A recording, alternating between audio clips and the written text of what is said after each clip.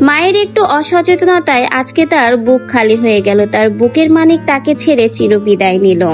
গোসল করানোর জন্য সন্তানকে বালতির পানিতে রেখে সাবান আনতে যেয়েই ঘটে গেল এই অপ্রীতিকর ঘটনা। জানা যায় মা তার সন্তানকে গোসল করানোর জন্য বালতির পানিতে বসিয়ে গোসল করায়।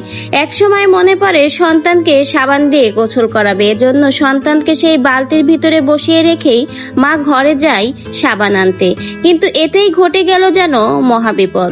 সন্তান সেই বালতির পানিতে খেলা করতে করতে বালতির ভিতরে ভুট হয়ে পড়ে যায়। এই অবস্থায় সন্তান আর কোনোভাবেই যেন নিঃশ্বাস নিতে পারে না। এতেই ঘটে গেল যেন মহাবিপদ।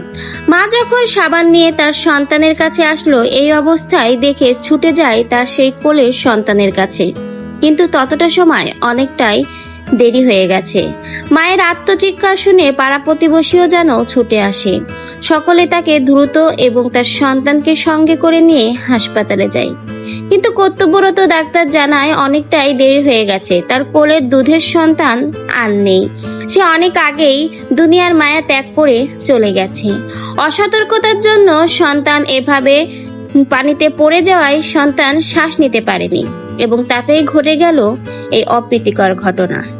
মায়ের সামান্য অসচেতনতায় আজকে তার কোলের সন্তান তার কোল থেকেই হারিয়ে গেল। সন্তান এভাবে চলে যাওয়ায় তার বাবা যেন কোনোভাবেই মেনে নিতে পারছে না। সেই বউকে কোনোভাবেই আর সেই সংসারে রাখবে না। তার একমাত্র বুকের ধন সে হারিয়েছে। এই বউকে আর তার বাড়িতে সে জায়গা দিতে চায় না। বইয়ের এই অসচেতনতায় তার সন্তানকে সে হারিয়েছে। কিন্তু তার বইয়ের একটাই কথা, আমি নিদিচ্ছায় কিছু করিনি, আমার অসতর্কতা অসাবধানতার জন্য এটা ঘটে গেছে। আমি আমার কোলের মানিককে নিজের দোষেই হারিয়ে ফেলেছি। কিছু কিছু সময় মায়েদের এই অসচেতনতার জন্যই ঘটে যেতে পারে অনেক বড় বিপদ। অবশ্যই আপনার সন্তানের দিকে খেয়াল রাখবেন যেন আপনার আমার কারো সন্তানের সাথে এরকম অপ্রীতিকর ঘটনা আর না ঘটে।